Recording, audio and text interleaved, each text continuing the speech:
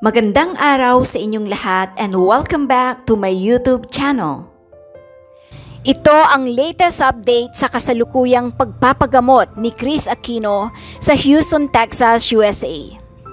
Hindi pa pala nagsisimula ang gamutan kay Kris Aquino na kasalukuyang nasa Houston, Texas dahil chini-check muna ang vital signs nito kung ano ang kayang tanggapin ng kanyang katawan.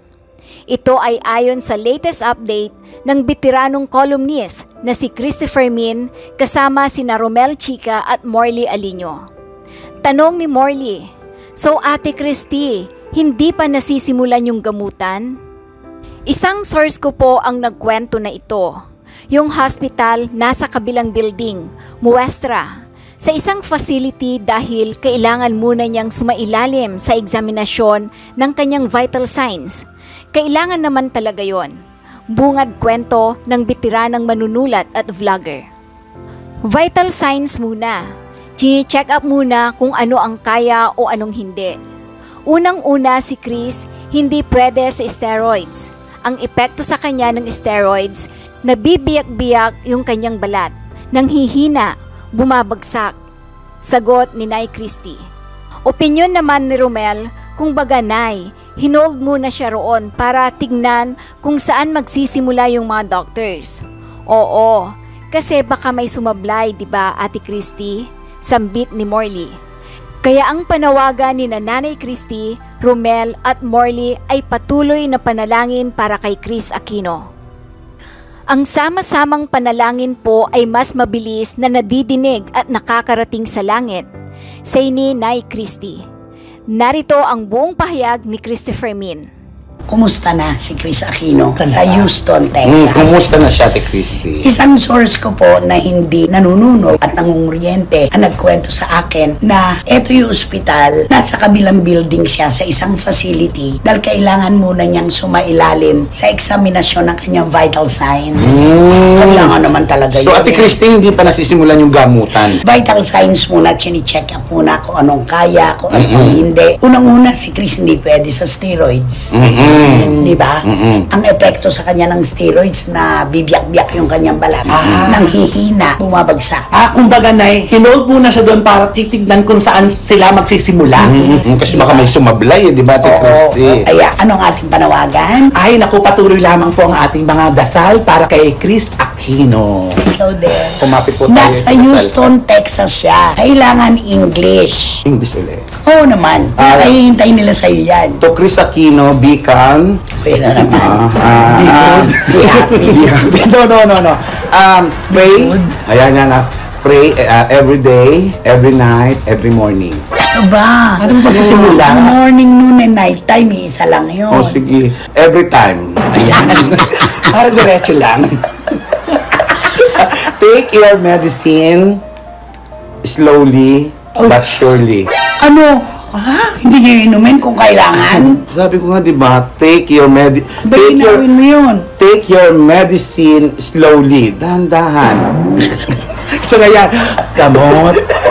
Hindi siya pwede madali. Hindi pwede magmadali. Basta kailangan.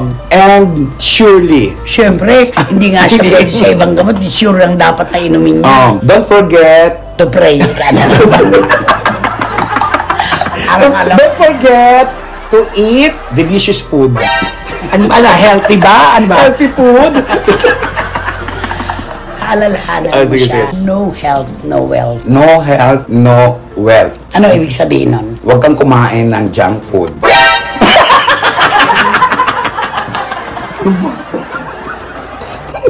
Naka-China chop pa naman.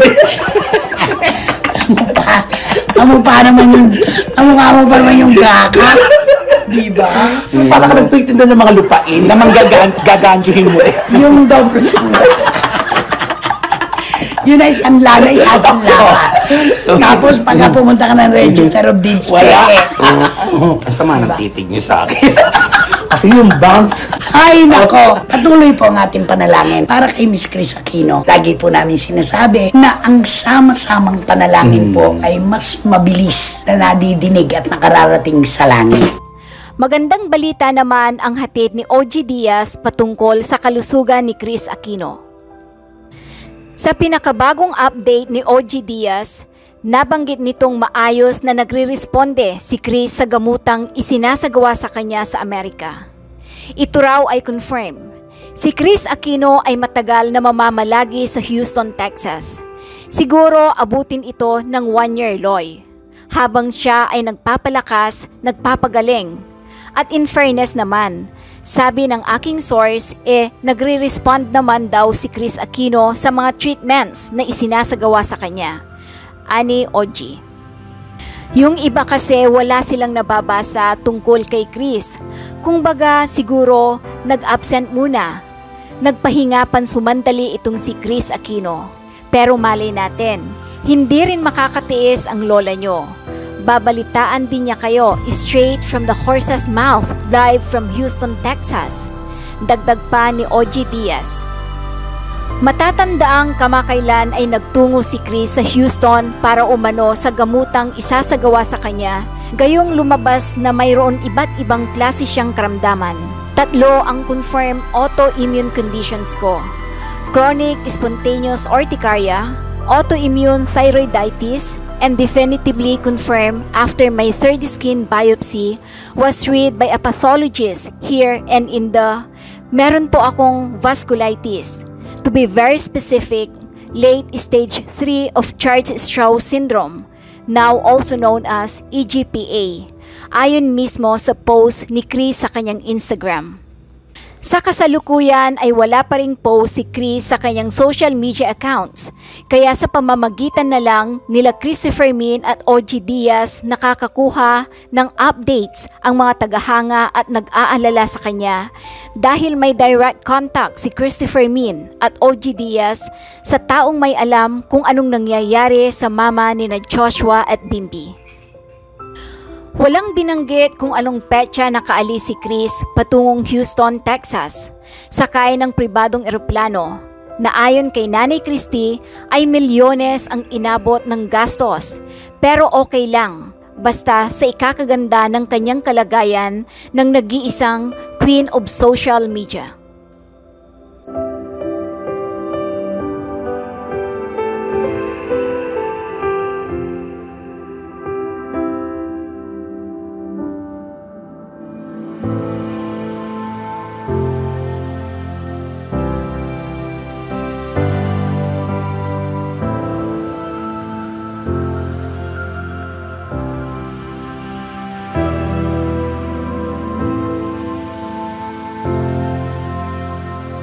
Mag-subscribe at i-click ang notification bell para sa mga susunod na video updates.